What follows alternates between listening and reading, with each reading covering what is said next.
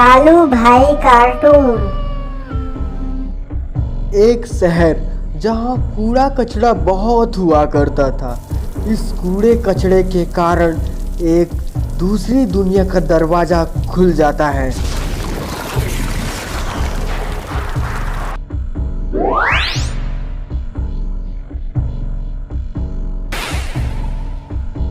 जिसके कारण एक कोरोना राक्षस धरती लोक की ओर आ जाता है। फिर जैसे ही कोरोना राक्षस अपने पैर धरती में रखता है तो वह कहता है,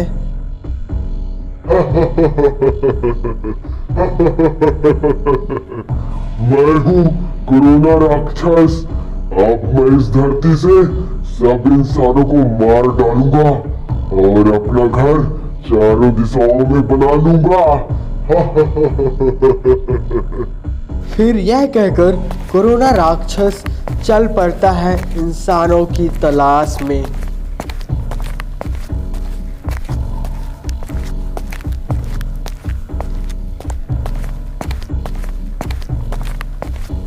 चलते चलते सामने एक आदमी दिखता है जो सब्जी बेच रहा होता है। सब्जी, आलू, बैगन, टमाटर, सब्जी वाला आया, सब्जी ले लो। तब फिर कोरोना राक्षस कहता है, आखिरकार मिल ही गया मेरा शिकार।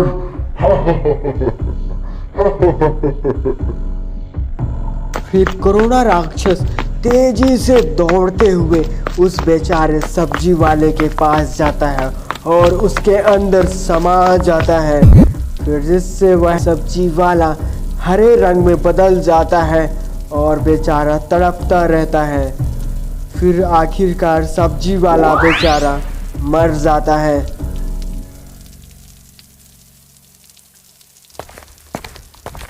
फिर कोरोना राक्षस चल पड़ता है अगले शिकार की ओर। कुछ दूर आगे जाने पर राक्षस को दिखते हैं दो जग्गू डग्गू नाम के चोर। फिर ये भागने लगते।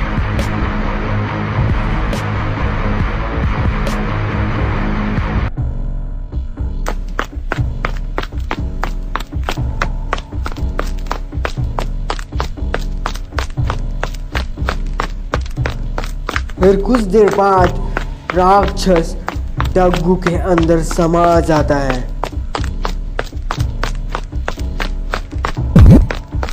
और डग्गू भी एक हरे रंग में बदल जाता है और तड़पता रहता है। अब डग्गू के अंदर कोरोना राक्षस समा जाने की बात पूरे शहर में फैल जाती है। जब ये बात शहर के दो नन्हे लड़के बंटी बबली के पास पहुंचती है तो वो बहुत हैरान हो जाते हैं। तब फिर बंटी कहता है, ये कौन सा कोरोना राक्षस है जो हम इंसानों के पीछे पड़ा है? आखिर ये चाहता क्या है? फिर ये कहकर बंटी बबली चल पड़ते हैं डग्गू के पास उस कोरोना राक्षस से मिलने।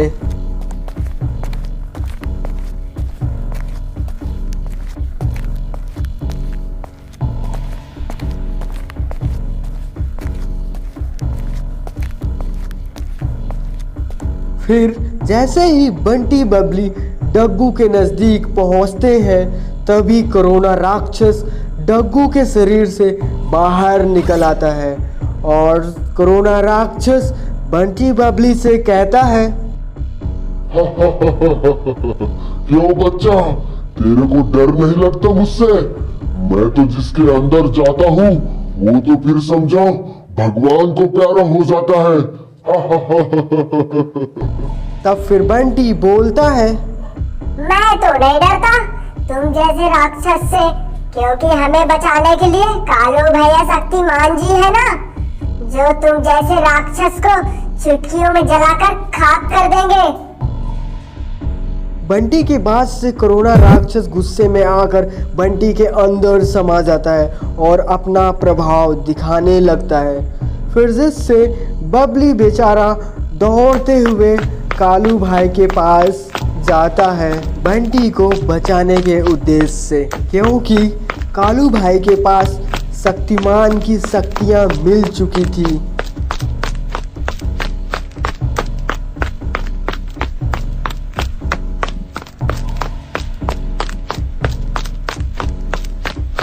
फिर कुछ ही देर में बबली कालू भाई के पास पहुंचकर उस कोरोना राक्षस की सारी बातें बता देता है। तब फिर कालू भाई शक्तिमान बनकर उड़ते हुए चल देते हैं बंटी को बचाने के लिए।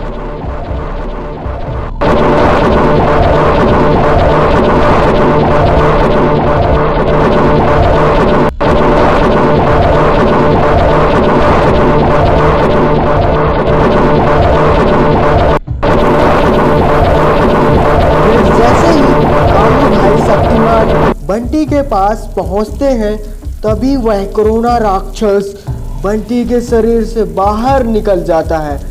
तब कालू भाई शक्तिमान कहते हैं, ओ कोरोना राक्षस, तुम्हारी हिम्मत कैसे हुई इस धरती लोक में आने की? अब तू तो मरेगा हमेशा हमेशा के लिए। जिससे कोरोना राक्षस बोलता है, ओए कालू, लगता है तू अभी मेरे को नहीं जानता। मैं तुझे पटक पटक के मारूंगा और तू कुछ भी न कर पाएगा, समझा क्या? लेकिन तू तो मेरी कोरोना की शक्तियों से ही मरेगा। तभी अचानक कोरोना राक्षस कालू भाई पे अटैक कर देता है। तब फिर कालू भाई भी अपनी शक्तियों से उसे पटक देते हैं।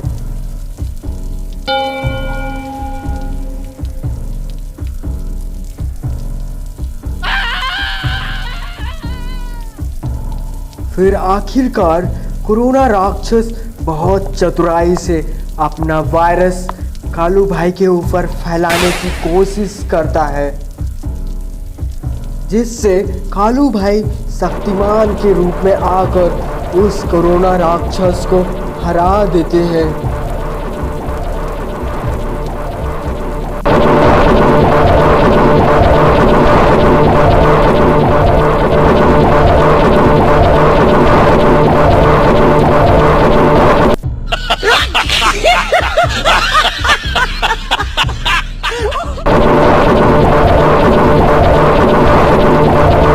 आखिरकार अंत में कोरोना राक्षस हार मानकर रोते हुए कहता है, माफी हुजूर, माफी, मुझसे गलती हो गई जो आपसे पंगा लिया।